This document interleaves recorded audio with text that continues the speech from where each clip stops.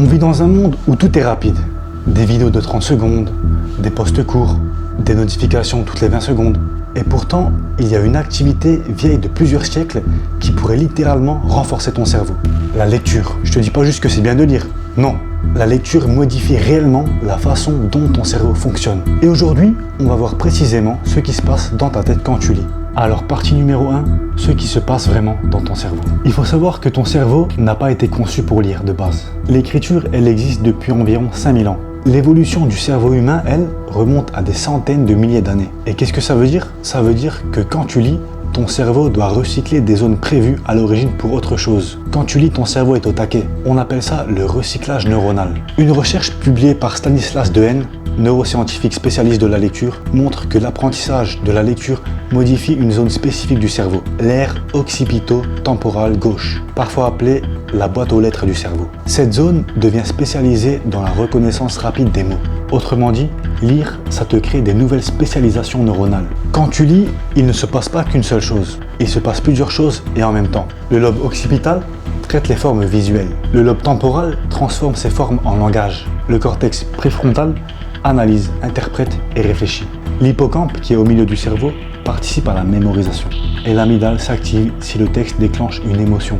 Tout ça en quelques millisecondes. La lecture, c'est en fait une activité cérébrale globale. Ce n'est pas passif, au contraire. Contrairement à une vidéo où l'image et le son sont déjà construits pour toi, la lecture oblige ton cerveau à construire lui-même les images mentales. Et ça change tout. Une étude publiée en 2013 dans la revue Brain Connectivity a montré que lire un roman pendant plusieurs jours augmente temporairement la connectivité dans certaines zones du cerveau liées au langage et à la stimulation motrice. Quand tu lis une action, ton cerveau active légèrement les zones impliquées dans cette action. Par exemple, si tu lis « Il courait dans la rue », les zones liées au mouvement s'activent. Ton cerveau simule. Lire, c'est entraîner ton cerveau à imaginer activement. Plusieurs études en psychologie cognitive suggèrent que la lecture de fiction améliore la théorie de l'esprit. Et tu vas me dire, mais c'est quoi la théorie de l'esprit? La théorie de l'esprit, c'est la capacité à comprendre les émotions, intentions et pensées des autres. Pourquoi? Parce qu'en lisant une histoire, tu dois entrer dans la tête des personnages. Tu analyses leurs décisions, tu comprends leurs émotions, tu anticipes ce qu'ils vont faire. C'est un entraînement social. Parlons aussi de la mémoire. La lecture stimule l'hippocampe, qui est la zone clé de la mémoire. Des recherches montrent qu'une activité cognitive régulière est associée à un risque plus faible de déclin cognitif lié à l'âge. Lire, c'est pas une garantie contre les maladies neurodégénératives, mais c'est une stimulation mentale régulière, et ton cerveau adore être stimulé. C'est comme un muscle. Si tu ne l'utilises pas, il s'atrophie, il devient plus petit. Maintenant la concentration, un point essentiel. La lecture longue force ton cerveau à maintenir son attention sur la durée. C'est pas 10 secondes, pas 20 secondes, plusieurs minutes sur la même idée, sur le même livre. Or, aujourd'hui, l'attention moyenne, elle diminue. On est tous habitués à TikTok, aux réels Instagram, aux stories Snapchat. Elle agit comme un entraînement de l'attention. Et dans un monde saturé de distractions, l'attention devient un avantage compétitif. Le vrai ennemi de la concentration, c'est la surstimulation numérique. Si la lecture est si puissante, pourquoi on ne lit pas plus? Parce qu'on ne lutte pas contre la flemme. On lutte contre un système ultra optimisé. Et il faut comprendre quelque chose. Si notre cerveau n'a pas évolué pour lire, alors il n'a encore moins évolué pour le smartphone. Le téléphone est une invention extrêmement récente. Notre cerveau n'a jamais été confronté dans toute son histoire à un objet capable de produire des centaines de stimulations par heure. Chaque notification déclenche une anticipation. Chaque vibration crée une alerte dans ton cerveau. Chaque scroll que tu fais apporte une nouveauté. C'est des shoots de dopamine. Et la nouveauté, ça active le circuit de la récompense. De la dopamine est libérée. Parfois même une petite montée d'adrénaline quand il y a surprise, polémique ou émotion forte. La dopamine, elle n'est pas mauvaise. Au contraire, elle est essentielle.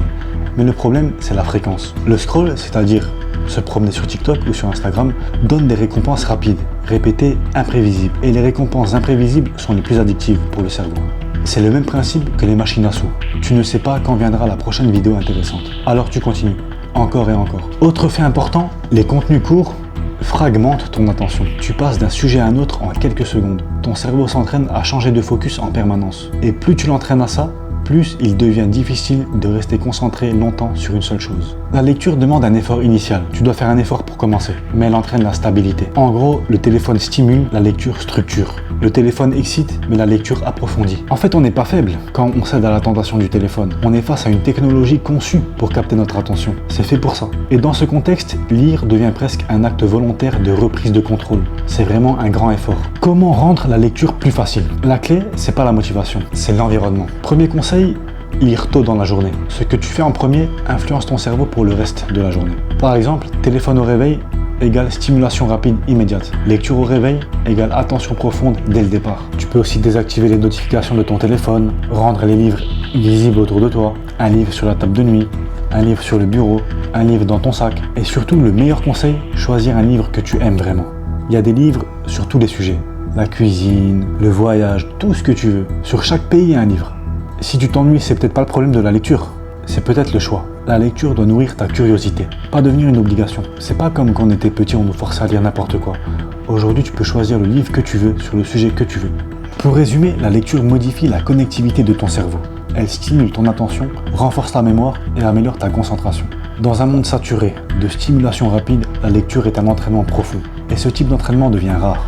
La vraie question, c'est qui décide de ce que devient ton cerveau chaque jour?